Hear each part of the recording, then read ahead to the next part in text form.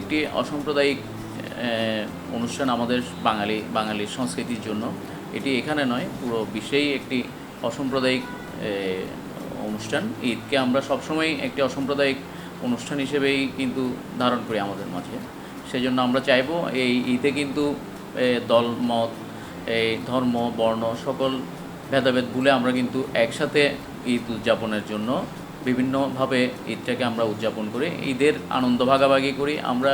আপনারা দেখবেন আমরা এই পুরো রমজান মাস ব্যাপী আমরা কিন্তু ইফতার সামগ্রী বিতরণ, ঈদ সামগ্রী বিতরণের বিভিন্ন প্রোগ্রাম করে থাকি। তো আমরা যে ধর্মেরই হয়ে থাকি না কেন, আমরা তো এত কিছু ভেবে এই প্রোগ্রামগুলো করি না। তো আমরা সবসময় এই একটা মাস এবং ঈদ, এই দুইটা অনুষ্ঠানকে আমরা সবসময় মানে আপনাদের মন থেকেই ধারণ করি যে এটা অসাম্প্রদায়িক একটা চেতনার অনুষ্ঠান, একটা উৎসব। এই উৎসবকে আমরা ধারণ করি, আবার এই উৎসব পালনও করি।